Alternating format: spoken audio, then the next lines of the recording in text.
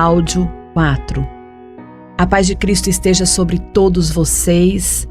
Estou aqui mais uma vez para dar continuidade ao nosso estudo do livro Armado para a Guerra, de Rick Renner. Meu nome é Ana Amélia Vieira, falo da cidade de Rio Verde, Goiás. Sou membro da Assembleia de Deus Missão nesta cidade e estamos aqui estudando este lindo livro, aprendendo mais com o Senhor. Estamos sendo edificados para a honra, glória e louvor do nome do Senhor. Vamos seguindo então com mais um estudo.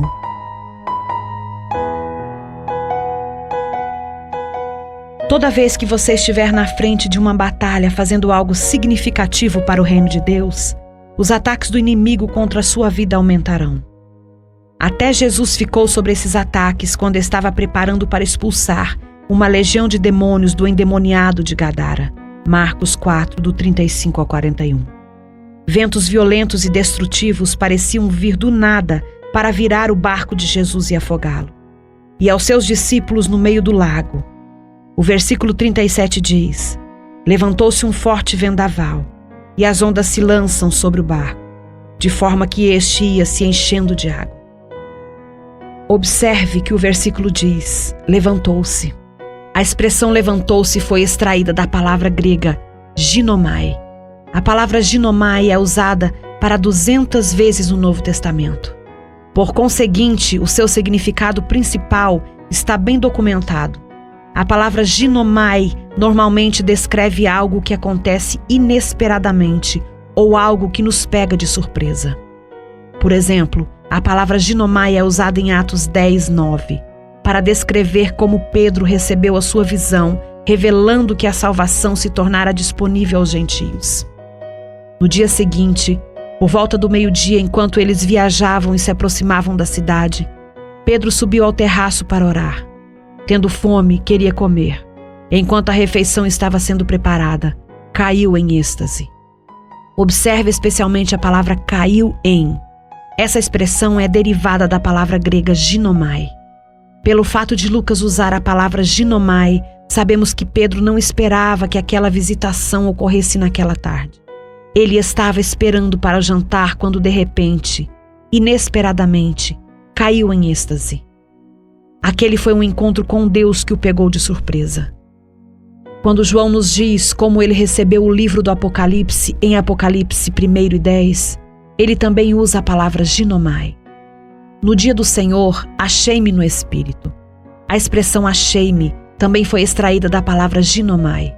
Portanto, sabemos, a partir do uso dessa palavra, que João não estava esperando ter uma visitação naquele dia. A visão veio inesperadamente, pegando-o completamente desprevenido quando ele olhou para cima e se encontrou na dimensão do Espírito. Ora, essa mesma palavra que contém um elemento de surpresa é usada em Marcos 4:37, para nos dizer claramente que Jesus e seus discípulos não esperavam ter mau tempo naquela noite. Aqueles ventos os atacaram inesperadamente. Muitos dos discípulos de Jesus eram pescadores antes de serem chamados ao ministério, de modo que eles conheciam o tempo do mar. Se uma tempestade natural estivesse se formando naquela noite, aqueles homens jamais teriam levado o seu pequeno barco para o meio daquele mar. Portanto, você pode ter certeza de que quando eles iniciaram a sua jornada naquela noite, aquela era uma noite perfeita para velejar. Mas de repente, e inesperadamente, levantou-se uma grande tempestade de vento. Observe que Marco nos diz que era uma grande tempestade de vento. A palavra grande foi extraída da palavra mega, que detona algo de proporção magnífica. E de onde obtemos a ideia de megalópole, megalomaníaco e megafone? Por usarmos essa palavra, sabemos que ela foi uma mega tempestade. E observe que tipo de tempestade era aquela. Marcos não diz que era um temporal com trovões ou uma pancada de chuva. Ele nos diz que era uma grande tempestade de vento. A palavra vento foi extraída da palavra lalaipse e descreve uma turbulência ou um vento terrivelmente violento. Portanto, a tempestade que atacou Jesus naquela noite era uma tempestade invisível. Uma pessoa não pode ver essa tempestade, mas podia sentir os efeitos dela. Essa foi uma tentativa do inimigo de destruir Jesus e sua tripulação antes que eles chegassem do outro lado. Do outro lado, na terra dos Gadarenos, Satanás tinha um bem de valor, o endemoniado de Gadara. O diabo sabia que se o barco de Jesus não chegasse ao outro lado, ele perderia o seu bem valioso e Jesus realizaria um dos grandes milagres do seu ministério. Assim, quando Jesus estava no limiar da remoção de uma barreira, esse ataque inesperado de uma turbulência violenta e destrutiva veio sobre ele e os seus discípulos para matar e destruir. O diabo não queria que Jesus chegasse à terra dos Gadarenos. Esse foi um golpe preventivo do diabo para desfazer a obra de Deus. Essa também foi uma grande oportunidade para os discípulos aprenderem que Jesus Cristo é o Senhor do vento e das ondas. Depois que ele exerceu autoridade sobre essa turbulência invisível e falou às ondas do mar, a palavra diz que o vento se aquietou e fez-se completa bonança, em Marcos 4,39. O fato de o ataque ter ocorrido exatamente quando Jesus estava no limiar de um grande milagre não é raro. Na verdade, esse é normalmente o momento em que os ataques demoníacos genuínos ocorrem. Se esses ataques se levantaram contra Jesus, podemos ter certeza de que o inimigo tentará fazer o mesmo conosco também. Portanto, precisamos nos preparar mental e espiritualmente para lidar com os ataques demoníacos. Precisamos vestir toda a armadura de Deus e assumir a autoridade sobre o vento e as ondas que se levantarem contra as nossas vidas, as nossas famílias, os nossos negócios e os nossos corpos. Assim como Jesus assumiu a autoridade sobre o vento e as ondas que se levantaram contra ele. Então, o que fazer se você estiver sobre um ataque demoníaco? Primeiramente, certifique-se de ser diligente para avaliar todas as suas bases, obedecendo aos apelos do Espírito Santo nas diversas áreas da sua vida. Certifique-se também, da melhor maneira possível, de que você não deixou nenhuma porta aberta para o ataque. Então, exatamente como o Senhor Jesus Cristo, você precisa se levantar para assumir a autoridade sobre o vento e as ondas. Essa é a sua oportunidade de ouro de ver uma demonstração do poder de Deus em sua vida. Deixe-me também enfatizar outro ponto importante. Quando o vento e as ondas cessaram naquela noite, a palavra diz que fez-se completa bonança. O versículo 37 anteriormente nos diz que essa tempestade havia sido uma grande tempestade. Assim, quando tudo se resolveu, Jesus equiparou uma grande tempestade com uma grande calmaria. Se o inimigo criou um grande problema financeiro na sua vida, Jesus Cristo quer equipará-lo com uma grande bênção financeira. Se o adversário criou uma grande enfermidade no seu corpo, Jesus Cristo quer equipará-lo com uma grande cura. Se o diabo criou um terrível caos matrimonial na sua vida, o Senhor Jesus Cristo quer equiparar essa crise matrimonial com uma grande bênção matrimonial. O que quer que o diabo faça, Jesus Cristo quer equiparar esse ataque com uma bênção ainda maior em sua vida. Entretanto, precisamos ser honestos com nós mesmos no que se refere a esses ataques. A maioria das batalhas que lutamos na vida não se encaixa nessa categoria de ataques surpresas. A maioria das batalhas que lutamos acontece porque fomos infiéis em dar ouvido às advertências do Espírito Santo para lidarmos com algumas áreas da nossa vida antes que elas saíssem do controle. A batalha espiritual não é uma rajada de emoção momentânea para afugentar o diabo temporariamente. Muito pelo contrário. A verdadeira batalha espiritual é um estado específico da mente que envolve um compromisso para toda a vida. É muito mais uma atitude determinada e comprometida da mente do que uma ação propriamente dita. O apóstolo Paulo entendia essa verdade sobre a batalha espiritual.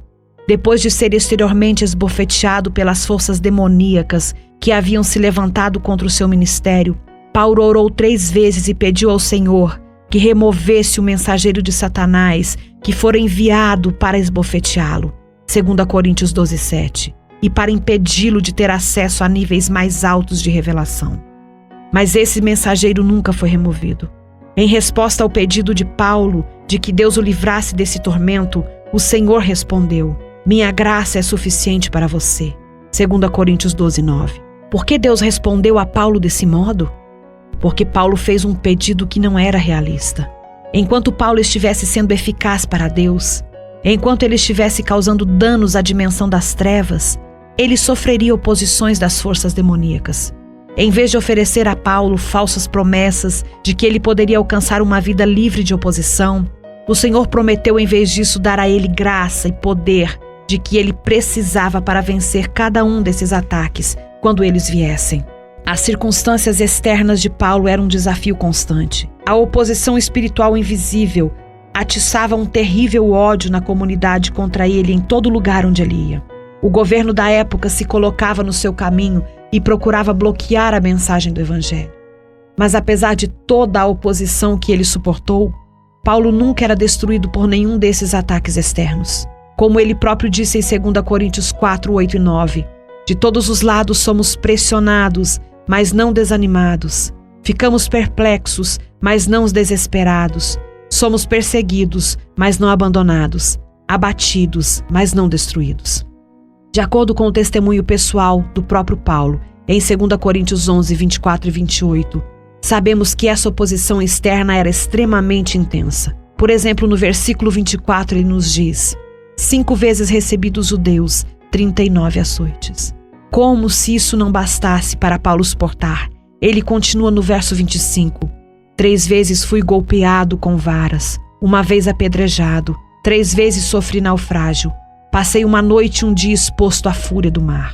Sem entrar em maiores detalhes sobre todos os métodos de perseguição que Paulo sofreu, podemos resumir rapidamente que a palavra nos diz: sabemos que seus pés foram espancados com varas em 3 ocasiões diferentes.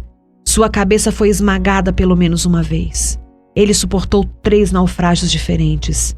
Em algum momento do seu ministério, ele passou uma noite e um dia no mar, 24 horas inteiras pisando na água para permanecer vivo. Depois de mencionar essas aflições extremamente duras, Paulo continuava falando de maneira mais geral sobre outras aflições menores de que suportou. 2 Coríntios 11, 26 e 27 diz: estive continuamente viajando de uma parte para outra. Enfrentei perigo nos rios, perigos de assaltantes, perigos dos meus compatriotas, perigos dos gentios, perigo na cidade, perigo no deserto, perigos no mar e perigos dos falsos irmãos. Trabalhei arduamente e muitas vezes fiquei sem dormir. Passei fome e sede e muitas vezes fiquei em jejum. Suportei frio e nudez. No entanto, mesmo com todos esses desafios e formas de oposição e com toda sua fadiga mental e exaustão física, Paulo nunca caiu em nenhum tipo de moralidade ou nenhum tipo de falha moral. Ele nunca racionalizou o fracasso dizendo: fracassei porque demônios foram designados para me destruir. Falhei porque feiticeiros estavam se reunindo em congressos de bruxos e lançando maldições sobre mim. O diabo me armou uma armadilha e me fez fazer isso. É verdade que a maioria dos ataques demoníacos e tragédias ocorrem por causa de uma omissão por parte do crente. Por exemplo, muitas tragédias ocorrem na vida dos cristãos por causa de portas que são deixadas abertas para o inimigo por meio da ira, da amargura, do ódio ou da preguiça. Ainda assim, também é verdade que o diabo pode atingir um crente que está andando em fé e no espírito. Esses ataques sorrateiros são reais. Como afirmei, enquanto um crente procura fazer a vontade de Deus e obedecer a sua palavra, o diabo tentará frustrar o plano que Deus deseja realizar por intermédio daquele crente. Entretanto, os ataques surpresas da esfera demoníaca não terão sucesso se o escudo da fé do crente estiver no lugar para protegê-lo e para fazer com que esses ataques ricocheteiem de volta para o lugar de onde se originaram. Os espíritos demoníacos não podem destruir uma pessoa, exceto que já haja uma área de pecado na vida dela, a qual eles podem se apegar e usar para destruí-la. Não havia tais áreas vulneráveis na vida de Paulo. Nada que o diabo pudesse usar para destruí-lo. Portanto, a consagração pessoal de Paulo ao Senhor era a sua maior defesa contra o inimigo. Embora Paulo fosse esbofeteado exteriormente, ele nunca foi atacado a ponto de sofrer um fracasso pessoal. Ele viveu uma vida crucificada e assim estava morto para o pecado. Nada nele cooperava com os artifícios e tentações do diabo. Assim, a santidade pessoal de Paulo paralisava a capacidade do diabo de fazê-lo cair moralmente. Assim, podemos concluir, a partir de um estudo da vida de Paulo, que é muito difícil, se não inteiramente impossível, o diabo destruir completamente uma pessoa que vive uma vida santificada e consagrada. A maioria dos ataques seriam totalmente evitados se o pecado e as atitudes erradas não tivessem lugar na vida do crente. Uma advertência sobre a batalha espiritual.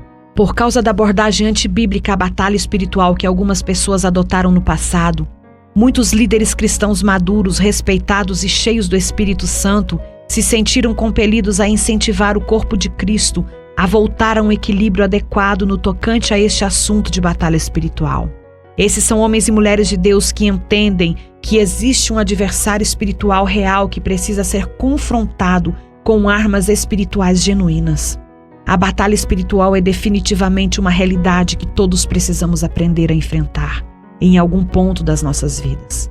Entretanto, também devemos entender que o diabo, ele próprio, um estrategista muito perspicaz, adoraria nos desviar e nos impedir de lhe causar qualquer dano real. Uma maneira pela qual ele tenta fazer isso é nos colocando fora do caminho, ao nos levar a usar técnicas espirituais tolas, táticas tolas também, fazer barulhos estranhos, gritar violentamente com o diabo ou nos envolver em outras tolices extremamente infundadas e antibíblicas da suposta batalha espiritual. As pessoas tendem a procurar soluções que resolvam todos os problemas de uma vez e que não os façam olhar para suas próprias falhas ou lidar com a sua própria carne. Essa geralmente é a razão pela qual elas se aglomeram em busca de ensinamentos e métodos que ofereçam soluções relativamente simples para problemas difíceis de uma vida. Agarrar-se firme à palavra de Deus e aplicar os seus princípios às suas vidas parece demorar demais e ser mais difícil de fazer. Afinal, a palavra de Deus exige que a pessoa viva uma vida crucificada. Ela exige que haja arrependimento de uma vida mental errada e insiste que ela procure se conformar à imagem de Jesus Cristo. Portanto, a ideia de uma cura instantânea é muito atraente para os não comprometidos e para os espiritualmente imaturos, que são em busca de um paliativo para transformar os seus problemas profundamente arraigados, habituais e muitas vezes provocados por eles mesmos. Mais uma vez, ninguém, inclusive este autor, duvidará da realidade da batalha espiritual genuína. Todos nós já ficamos face a face com o inimigo em algum momento das nossas vidas. E podemos estar certos de que o enfrentaremos novamente em algum momento no futuro. Na época da impressão deste livro, vivo em uma parte do mundo que geralmente é muito hostil à obra do Evangelho. Sei por experiência própria que a batalha espiritual é uma força muito real que com frequência ataca o povo de Deus. O fato é que enquanto procuramos viver dentro da vontade de Deus e obedecer a sua palavra para as nossas vidas, enquanto quisermos expulsar as forças das trevas e fazer resplandecer a luz do Evangelho onde ela não resplandeceu antes, o diabo fará o seu melhor para se opor e frustrar o plano de Deus que ele deseja realizar por intermédio de nós. É por essa causa que Deus nos deu um conjunto completo de elementos de uma armadura espiritual. Quando o poderoso conjunto de peças dessa armadura invisível estiver em posição em nossas vidas, estaremos prontos para a luta. Com esse armamento à nossa disposição, estamos verdadeiramente armados para a guerra. Pai, terminamos aqui mais um estudo. Eu te peço a tua proteção sobre a vida de quem o ouviu. Eu te peço a proteção sobre a nossa vida. Em nome de Jesus esteja conosco. Amém e amém.